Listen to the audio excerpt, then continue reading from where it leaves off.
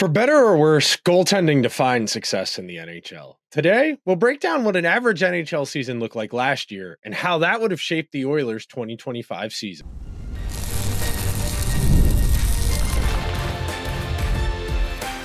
You are Locked On Oilers, your daily podcast on the Edmonton Oilers, part of the Locked On Podcast Network, your team every day.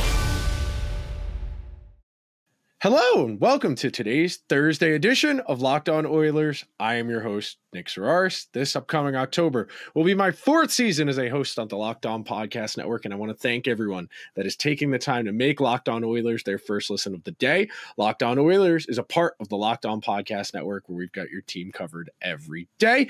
Today's edition of Locked On Oilers is brought to you by our friends over at FanDuel. Download the FanDuel app now by visiting FanDuel.com and win $300 in bonus bets if your first $5 bet wins. So we're going to continue building out our conversation on goaltending that we've been having throughout the course of the week. Today's show, we are going to go deep in the weeds. We are going to look straight up at the numbers, what Skinner did, what an average NHL goalie did, what a slightly above average NHL goalie did, and what a good NHL goalie did. So to start things out, we will talk about what an average NHL season looked like, some key statistics to use. We'll explain the context and the selection of those statistics and why I think they were important. Our second segment, we will apply what an average NHL season would have done for last year, the 24-25 Edmonton Oilers. And then in our final segment, we will talk about what the value difference is between, say, Stuart Skinner, John Gibson, Mackenzie Blackwood, maybe somebody a little higher up on the spectrum. So to start things out, and I do think it's important, if you're not an everydayer and you haven't heard my spiel, goaltending is fickle. It is the single most fickle position in all of sports. It is extremely environmentally dependent. We talk a lot about environmental factors when it comes to goaltenders and quarterbacks because the greats at those respective positions are expected to be so good that they elevate the cast around them, that they are so good, they don't need an ideal environment. But of course, those are only the best guys at their respective positions. What we talk about a lot here on Locked On Oilers, and one of my recurring themes as I've been host of the show, if the Oilers ask Stuart Skinner to be the difference between winning and losing, more often than not, the Oilers are going to lose. Stuart Skinner is not the caliber of goaltender who can play above his environment, and we are going to address it very straight up. The Oilers make Skinner's life very easy. His workload, the quality of offense he faces, the Oilers don't ask him to do a whole lot, and he still struggles to maintain league average statistics, at least last year. He's had one very good NHL season and then two pretty mediocre middling ones. So I think that is important that we talk about context. As you guys know, if you're an everydayer, you have heard me give a long-ranging explanation as to why I think context for athlete performance is so important. But we want to be reasonable here. We don't ask fish to climb trees. We don't ask elephants to play the saxophone. When we're asking a goalie to go out there, knowing what their skill set is, in a certain environment, there are certain expectations. So, for example, last year on the New York Rangers, Igor Shesterkin faced the most shots on goal of any goalie in the league. His save percentage was a little bit lower than his historical average. His goals against average was a bit higher than his typical average. His save percentage was a tick lower. I think it's .911 last year. His career average about .917. His goals saved above expected, though, and we'll talk about goals saved above expected and why I think it's such a useful statistic, was still well within his average range.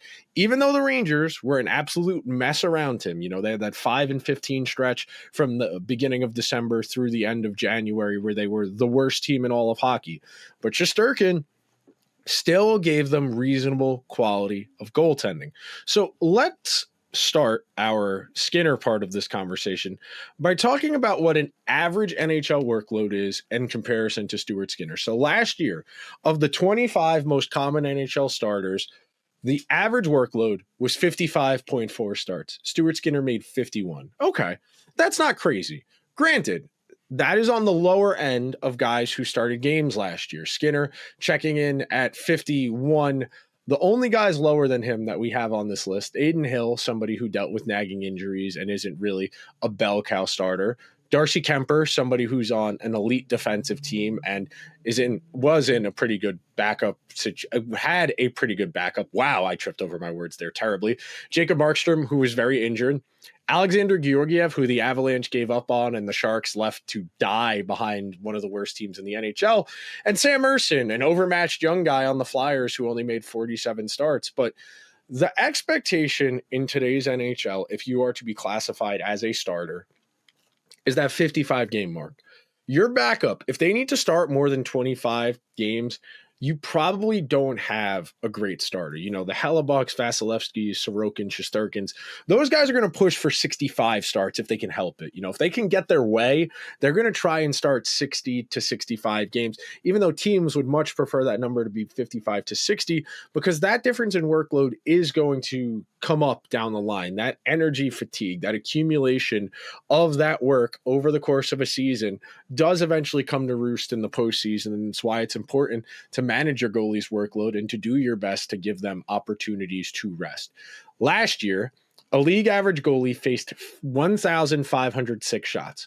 Stuart Skinner faced 1,325. That is a significantly lower rate than a majority of the guys on this list. Granted, shots on goal are a cumulative stats.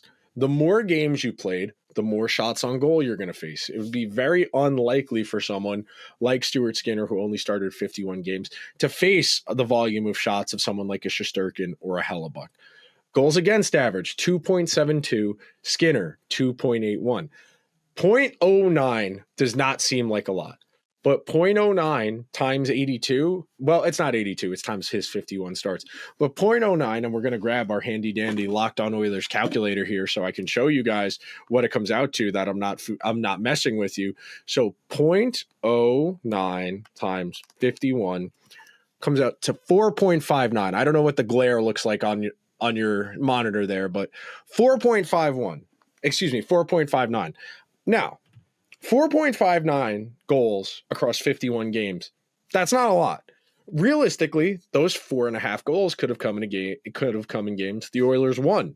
So it wouldn't have made a difference. But it is worth mentioning that if they go the other way in some other games, as we'll talk about more in our second segment, you have a different regular season if you get slightly more consistent goaltending, and maybe that changes the tenor of your postseason. When it comes to save percentage, 0.902 was league average. Skinner, 0.896. Again, 0.06 does not, 006, excuse me, is even less. 0.006 across 51 starts is such an insignificantly small number that it's hard not to get a little cross-eyed and thinking, what is he talking about? And then the last one I wanted to hit on, goals saved above expected. Last year, 12.45. Skinner had 7. Goals saved above expected is a statistic that measures the quality of a scoring chance a player has. That's based on historical shot tracking data. The value assigned to an expected goal is based on where goals have been scored from in the past. So Skinner saved 7 goals worth of expected goals over the course of a season.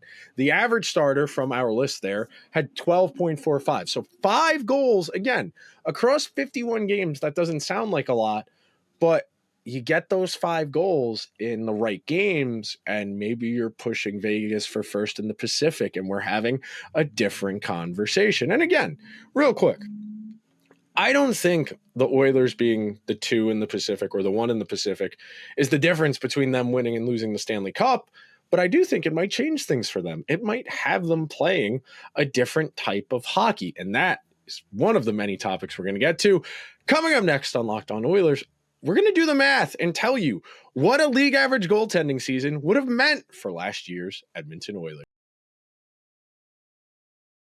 The NFL season kicks off tonight with the Eagles and Cowboys, and FanDuel is making sure you're ready for kickoff with a can't-miss offer. Right now, new FanDuel customers can bet just $5, and if your bet wins, you'll get $300 in bonus bets to use on the FanDuel app.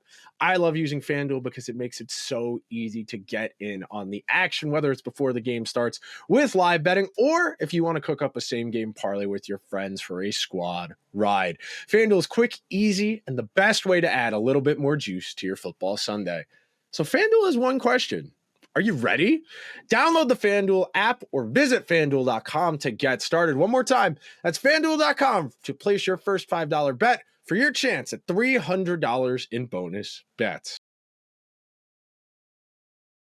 Thank you to everyone who is hanging out on this Thursday edition of Locked On Oilers as we are continuing our goaltending conversation. And again, I said it before, I've said it a million times on this show. The Oilers do not ask Stuart Skinner to be the difference between winning and losing. This would be different if you had a UC Saros, a Shesterkin, Sorokin, Vasilevsky, Bobrovsky, Ottinger. If you had a traditional number one bell cow goalie, the expectations the Oilers would have would be higher. He would be making a lot more money. Because he'd be making more money, the team in front of him would be significantly less talented. Whether that's 2 or 3 guys, that type of dearth of talent eventually comes to roost. And you can look at this in a few different ways. You can look at the Stars and the Ottinger extension, Shesterkin's extension in New York, Vasilevsky in Tampa Bay, Bob's big free agent contract in Florida. When you pay for goaltending, it starts to become tricky to upgrade along the margins. And the difference between a $7 million goalie and a $9 million goalie is really tricky when we're bearing out these statistics, because we're talking about 1 goal every 4th or 5th game. And is that more important than having an extra top 9 forward? And I know this is very nebulous. This is very in the weeds. This is very much nerd stuff, Moneyball type stuff. But this is the way I think about hockey. I am trying to solve a problem. The Oilers' goaltending was not good enough last year. Well, where was it not good enough? In the context of the Oilers, in context of the league at large? Well, the answer is both. And that's where we're going to start the next part of this conversation, where we're going to talk about what average goaltending.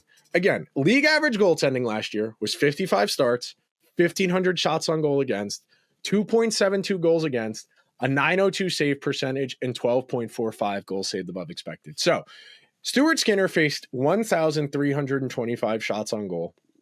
He saved 896 of them. An average goalie would have been 902.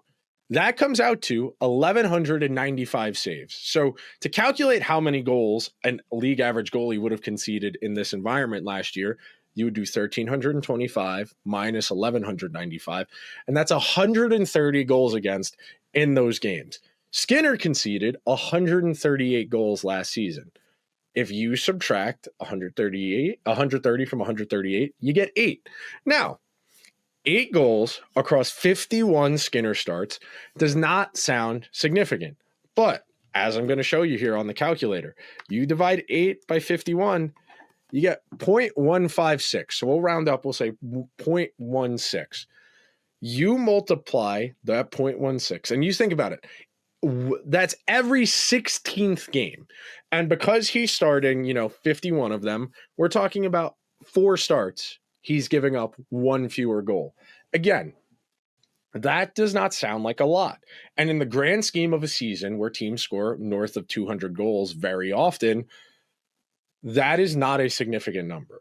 But it becomes important. It becomes part of this conversation when we're talking about the margins, because that's where the NHL is won and lost, on the margins. And what that does, it's also part of how a team plays, and not just in like style, scheme, X's and O's. It's the mentality. It's the approach. When a team doesn't trust in its goalie, it's a lot of walking on eggshells out there. It's guys who start trying to overcompensate, trying to look out for their goalie. I always say it on Locked On Oilers. My everydayers have heard me quote Bill Belichick. And look, after Monday's game against TCU, if you're tired of me quoting Belichick, I entirely get it.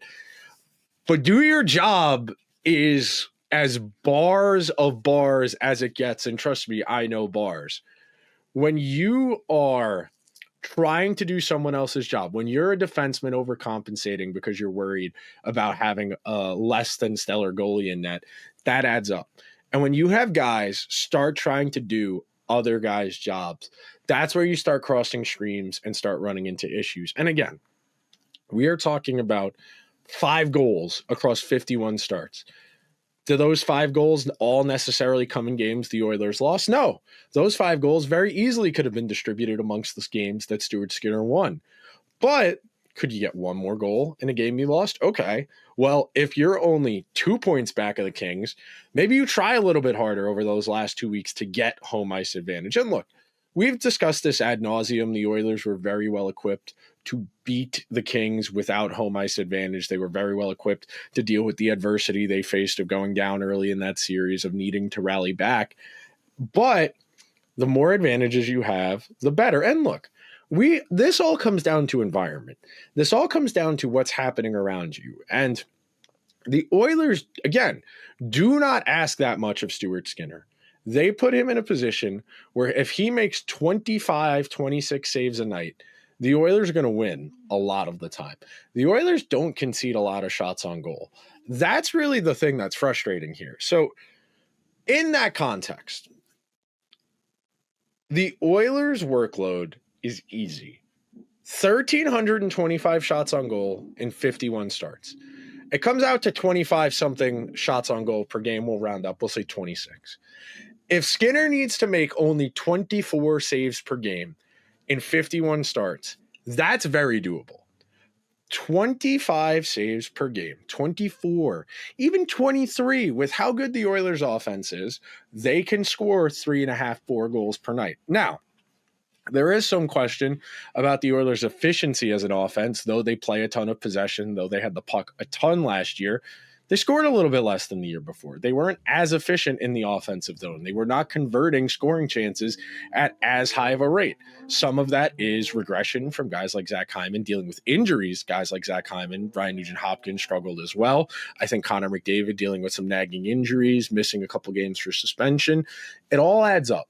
And again, we are talking about the margins here. We're talking about 4 points between the Oilers and Kings determining second and third. And then again, once we start getting into the butterfly effect of this, where, well, if they win one more game in February, how does that approach April? Well, we don't know because they didn't have that opportunity. We can suppose that if they were close to pushing the Kings at 4-2, or even the Golden Knights for the first spot in the Pacific, maybe they would have been a little bit more aggressive in some of their decisions. Maybe they would have pushed chips in on getting a better goalie or on another player in addition to the Jake Wallman move, which was their real significant one. I know they brought in Trent Frederick, but for the most part, Jake Wallman, the one who got the job. Jake Wallman is the player that we're excited about. And distilling this all out, putting the math together makes it seem a lot more straight up. Now, if you just wanted to go average, last year, the midpoint of all the goalies we have is 905, which is a little bit above what the overall average was, but that's because there were multiple players with higher than 902 saves. When you get down there, 905 save is very low. 905 save is extremely low. Goalies who had lower than 905 saves last year, Jordan Binnington, Kara Vejmelka, Jeremy Swayman, UC Saros. Shesterkin was 905 exactly. Sam Montembaugh was 901. Kevin Lankinen 902. Elvis Merzlikins 892. Lucas Dostal 903. Sergei Bobrovsky 905. Ukko-Pekka Luukkonen 897. The Oilers are not asking Stuart Skinner to be a world beater here by any stretch. They are not asking him to be Shesterkin or Bobrovsky. They are telling him, do not lose us the game. And narrative-wise, that's why when the Oilers do lose, it's very easy to point the finger at Skinner, and why I like to do these bigger conversations, because it's more than Skinner. And coming up next on today's edition of Locked On Oilers, we'll talk about the value. I am going to explain the difference between a Skinner price goalie, a John Gibson price goalie, and why I think Mackenzie Blackwood is a really good example of where the Oilers need to be looking when it comes to trying to upgrade this position. Coming up next. Most people can't name all their financial accounts or even what they're worth, whether it's 401ks, properties, or investments. And when you don't have the full picture, you can end up leaving money on the table. That's why there's Monarch Money. It's an all-in-one personal finance tool that brings your entire financial life together in one clean, easy-to-use interface on your laptop or phone. Monarch is built for people with busy lives. If you put off organizing your finances, Monarch is for you. Monarch does all of the heavy lifting. You can link your accounts in minutes, see clear data visualizations, get categorization of your spending based on what you're buying, and feel in control of your money without ever needing to make a spreadsheet. Monarch put in perspective just how poor a job I was doing saving, but now I am doing a better job of staying on top of my long-term goals. Small stuff like new pair of headphones, bigger stuff like a vacation, and yes, even for my retirement. Don't let financial opportunity slip through the cracks. Use code LOCKEDONNHL at monarchmoney.com and your browser for half off your first year subscription. One more time, that's 50% off your first year subscription at monarchmoney.com with code LOCKEDONNHL. Thank you so much to everyone who is hanging out on this Thursday edition of Locked On Oilers, where we are breaking down just the nuts and bolts of the NHL goaltending market, because I find goaltending to be eminently fascinating because it is so unpredictable team to team. And that's why, and as we've discussed a ton this summer, Stan Bowman doesn't think the difference between John Gibson and Stuart Skinner is that big. And that's where we're going to start this conversation, comparing John Gibson to Stuart Skinner in this final segment. So excuse me while I click over to my stats here. Last year, Stuart Skinner made $2.6 million. Last year, John Gibson made $6.4 million. Now, John Gibson, injured, only made 28 starts last year. We're going to assume that if he needed to start closer to 40 games, let's say 35, his stats probably take a marginal dip. Yes, he's on a better team. The Oilers don't ask their goalies to do as much, but we'll say an increased workload on a veteran, older goalie, someone like John Gibson, who's got a lot of miles, who's got an injury history. He plays slightly worse. So he had a .911 save percentage last year. Let's say he only saves .907 save percentage last year. That would come out to 124 goals against last year. That's 14 fewer than Stuart Skinner. That comes out to a quarter a goal per game fewer. And again, that does not sound like a lot. But if you were to do 0.25 times, we said 35 starts, 8.75 goals. 8.75 goals across 51 games. That is where we start to talk about, okay, that's the difference between winning and losing 2 or 3 games. That's the difference between losing in regulation and losing in overtime. And when you start getting into the next tier up, that opens doors for you, both in terms of your mentality as a team and where you are in the standings. And again, the Oilers did a masterful job last year in the postseason, taking care of business without home ice advantage throughout the first 3 rounds of the playoffs. The first round the Oilers had home ice advantage in last year was the Stanley Cup final, and that was the series they lost, which is what's ironic about this. So I don't necessarily think the difference between home ice and not having home ice is that big a deal. But I do think it changes some of your mentality as a team, some of your approach as a team. I think if we're talking about John Gibson in the starters net for 45 starts, Stuart Skinner getting the other 37, I think we're talking about the Oilers maybe having the ability to push for offense a little bit more. And I do think part of the reason that Chris Knobloch is such a feverish preacher of defense, defensive responsibility, and whole team defense, meaning forwards contributing as well, why Jeff Skinner couldn't carve out a role for himself, is because he understands the workload he can reasonably ask of Stuart Skinner. And look, the Oilers have defended Stuart Skinner a ton over the last 2 years through these lulls, through this adversity, whether it was in the Vancouver series 2 years ago, in the Vegas, LA, and Dallas series this past year, even in the Stanley Cup final.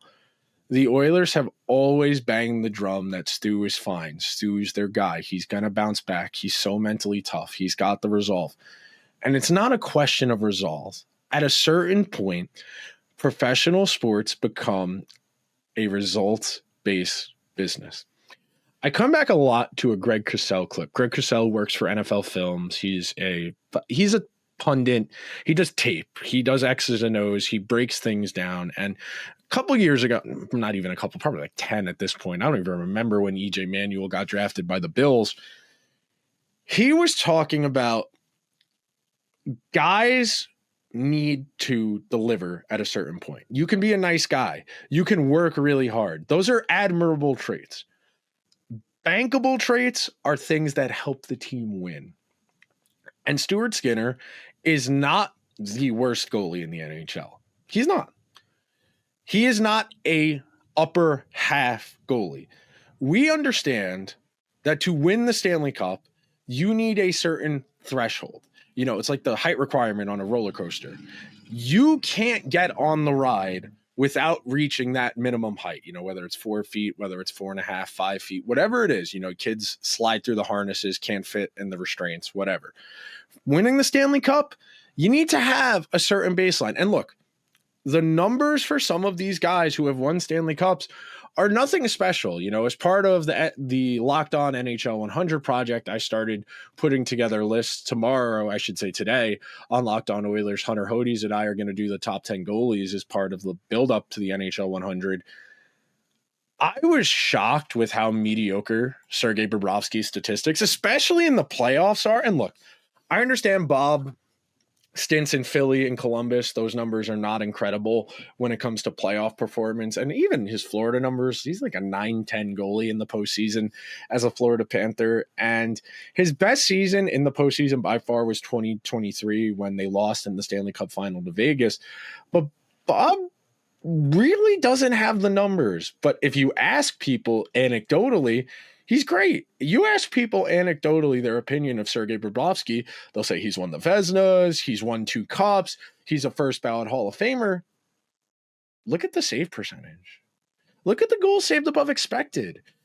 They're fine. They're not bad, but this is a good player on a great team who isn't asked to do a lot. You think about the difference between the Panthers the year they lost in the final to Vegas and the last two of the years they've won the Cups. Bob didn't have to do a whole lot. He just had to play well enough. And that's the conundrum here. Because you get a guy who's just good enough on a great team, it's enough.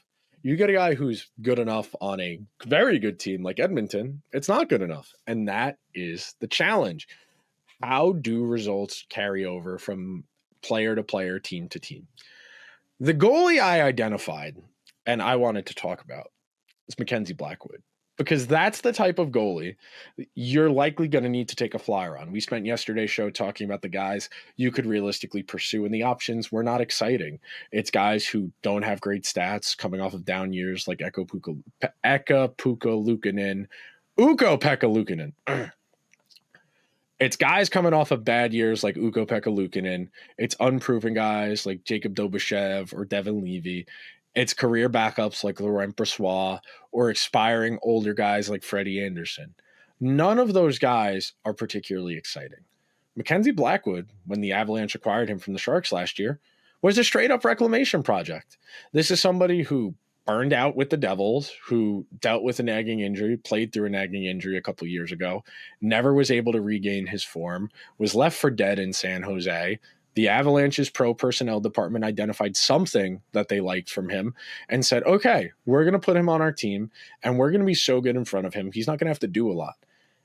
And the difference between Blackwood, who's making like $5.5 million now, versus Stuart Skinner, who's making $2.5 million, is a reasonable gap. Mackenzie Blackwood had a .912 save percentage last year. That is 0.18 better than what Stuart Skinner had. Excuse me, 0.16. Stuart Skinner, 0.892. Stuart Skinner had a 0.896 last year. Blackwood, 0.912. We're talking about a pretty significant gap there. And again, 16% does not sound like a huge gap, but over the course of a long season, that accumulates. For example, 1325 shots on goal. If we were to do that .911 save percentage, comes out to 118 goals against. 118 is 20 fewer goals per game. And .911 is not an elite save percentage. So just food for thought. You can find guys if you can identify the traits. But that will just about do it for our goalie conversation on today's edition of Locked On Oilers. If you could be so kind, please subscribe to the show wherever you get your podcasts. If you're listening on Apple or Spotify, please give the show a 5-star review. If you're over on YouTube, give yourself a round of applause. Thank you to everybody who's made 2,500 subscribers. possible. I would not be able to do this show without you. So thank you to everyone who's gotten on board in the last year and change since I jumped on. I will talk to you guys tomorrow. Until then, let's go Oilers.